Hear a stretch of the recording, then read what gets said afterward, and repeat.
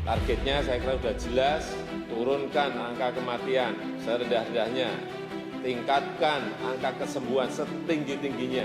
Penerima manfaat dari program Keluarga Harapan yang diberikan kepada 10 juta keluarga penerima.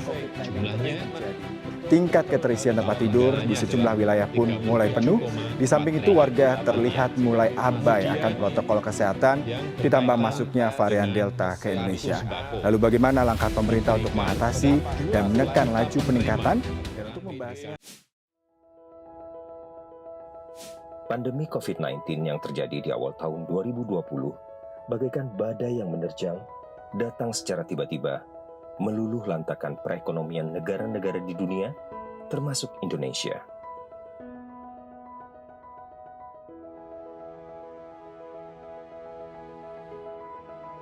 Karenanya, pemerintah Indonesia segera melakukan tindakan cepat dan cermat agar perekonomian nasional tidak semakin terpuruk.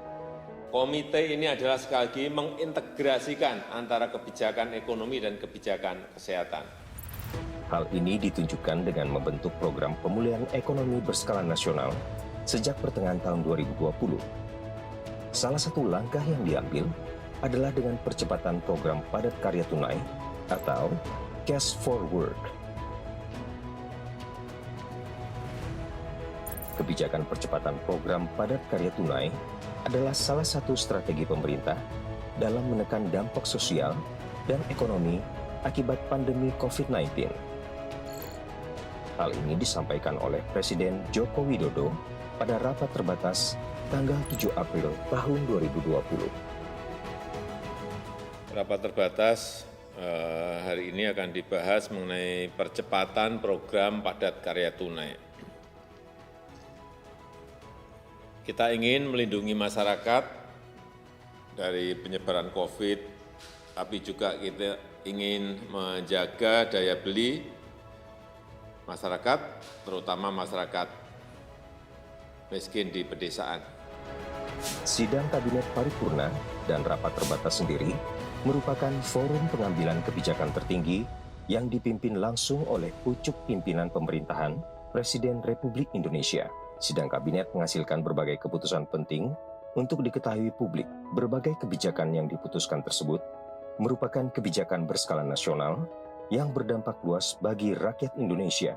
Tidaklah mengherankan jika keputusan sidang kabinet yang disampaikan menteri terkait bersama dengan sekretaris kabinet selalu dinanti oleh masyarakat karena akan menjadi amanah yang harus dijalankan pemerintahan dan seringkali menjadi headline di media massa.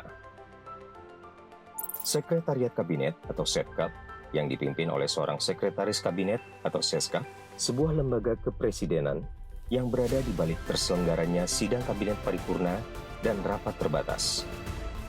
Dalam penyusunan suatu kebijakan ataupun penyelenggaraan rapat terbatas, Sekretariat Kabinet tentunya tidak terlepas dan selalu berkoordinasi dengan kementerian koordinator serta kementerian teknis terkait. Seperti halnya dalam penyusunan percepatan program padat karya tunai.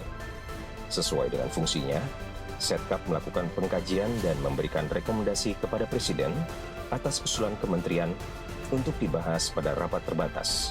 Setelah mendapat persetujuan Presiden, Setkap melakukan koordinasi dengan kementerian. Akhirnya, percepatan program padat karya tunai dibahas dengan para menteri dan diputuskan Presiden dalam rapat terbatas.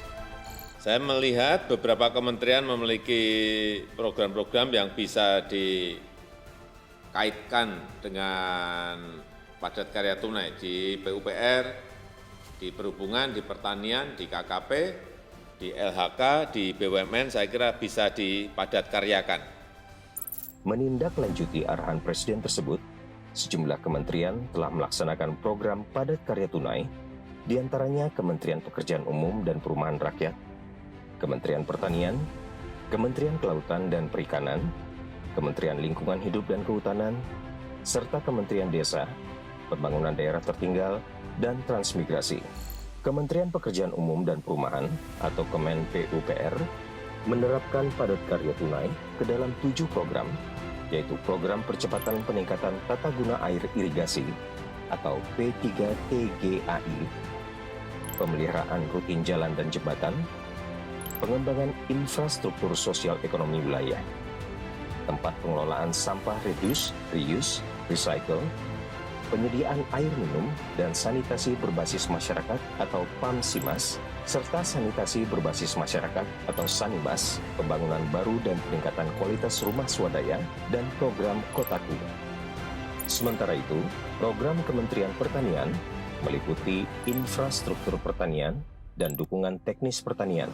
Infrastruktur pertanian itu sendiri merupakan pengembangan jaringan irigasi tersier, perpompaan, dan perpipaan. Ditambah dengan pengembangan embung pertanian, optimasi lahan, serta lahan konservasi dan rehabilitasi. Lain halnya dengan program bidang kelautan dan perikanan yang dilaksanakan oleh Kementerian Kelautan dan Perikanan atau KKP. Program padat karya tunai KKP meliputi pembangunan irigasi tambak partisipatif, Minapadi, bantuan keramba jaring apung budidaya laut, klaster kawasan tambak udang, klaster kawasan tambak udang millennial shrimp farming, rehabilitasi kawasan mangrove, lahan garam yang difasilitasi, serta penanaman mangrove.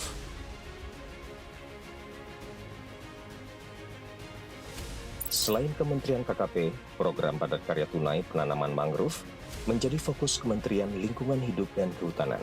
Untuk program padat karya tunai di desa-desa, telah dijalankan Kementerian Desa, Pembangunan Daerah Tertinggal, dan Transmigrasi. Satu hal yang perlu diperhatikan, dalam pelaksanaan program padat karya tunai, tetap menerapkan protokol kesehatan yang ketat. Pelaksanaan padat karya tunai ini menjalankan protokol kesehatan yang ketat, menjaga jarak, memakai masker,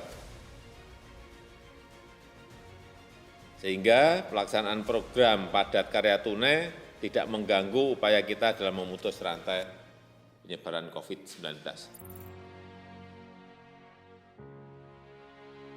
Saya dari masyarakat mengucapkan terima kasih sama pemerintah yang sudah membuat segala macam kebijakan, berusaha untuk membantu para masyarakatnya.